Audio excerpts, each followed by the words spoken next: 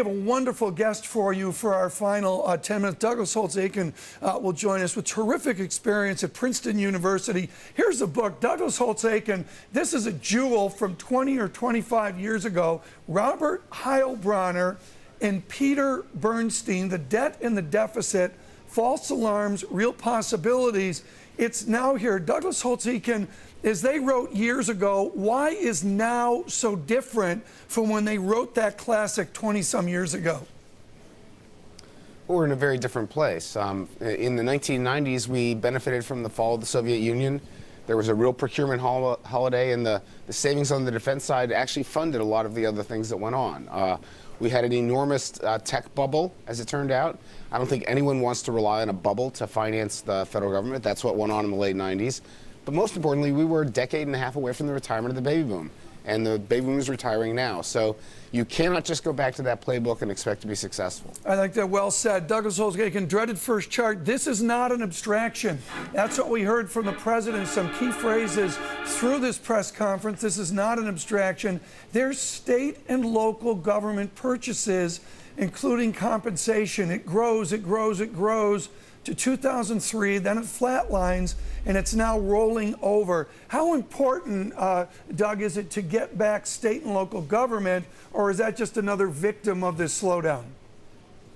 I think it's more a victim than a cause. The best thing we could do for state and local governments is put a sound economy underneath them so that they can get the revenues they need to meet their genuine obligations. And quite frankly, many of these governments, in particular those that had a housing boom, put in place budgets that are just unsustainable. There's structural flaws they have to fix in the same way that the federal government needs to fix its structural flaws. You are one of, I'm thinking, 2 or 3 people, you and maybe on the other side of the aisle, Peter Orszag, who are qualified to comment on the president's hope of doing debt solution with many other government programs. Do you agree that's possible, or do you have to look at deficit and debt solution by itself, a separate discussion? Well, it's clearly the top discussion. I guess I thought the president's press conference was a fine piece of political theater, but it revealed, I think, some indications he might be spending too much time on the campaign trail, because he talked about getting $4 trillion in deficit reduction. There's nothing like that that's appeared to be feasible in the Biden talks. He talked about Democrats cutting Medicare. Just yesterday, we saw the leadership, both Reid and Pelosi, take off the table any suggestion of pursuing that when Tom Coburn and Joe Lieberman put out their plan. And he talked about Republican leadership raising taxes, and quite frankly, the leaders have acknowledged they don't have the votes to raise taxes. So this is fine talk, but we're nowhere near to the formula that he has talked about for deficit reduction.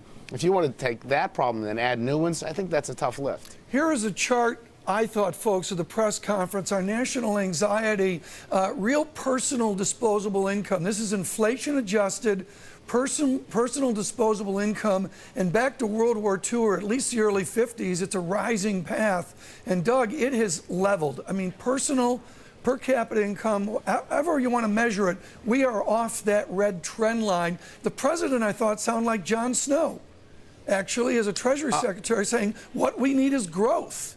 Were you surprised to hear that? I was not surprised. I was actually a little bit concerned, because he said if we could just raise the growth rate by 1 percentage point, there's nothing he can do to raise by a full percentage point. So we need to be realistic about this. If you want growth, you have to, at every point in the policy process, choose growth over other objectives. And this administration chose social objectives in healthcare reform over growth. It chose environmental objectives at the EPA over growth. You look at the NLRB, it's choosing a union agenda over growth. So, again, I agree with him. We have to grow. It's an imperative that we grow. The question is, how do you do it? And just talking about spending money on infrastructure and educating your kids isn't going to get it done. What would you like to see in July?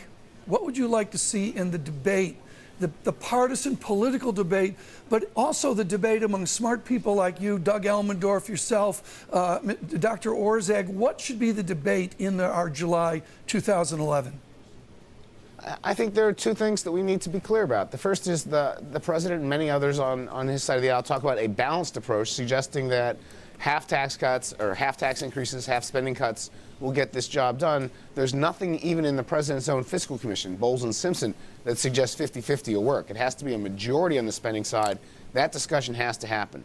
Second is, I admire Tom Coburn and Joe Lieberman for putting out an entitlement reform package that was serious, substantive, and would have made a dent. So I'd like to see things like that put out and not immediately dismissed by the leadership.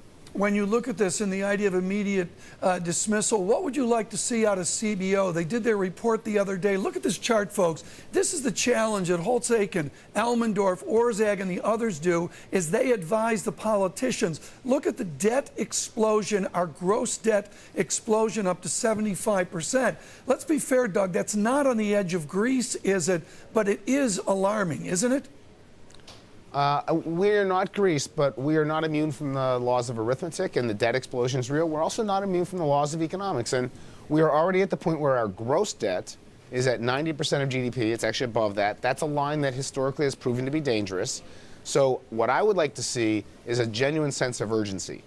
We've had the same charts out of CBO since I was director or before. They always showed this debt explosion, but in the past decade we have wasted time.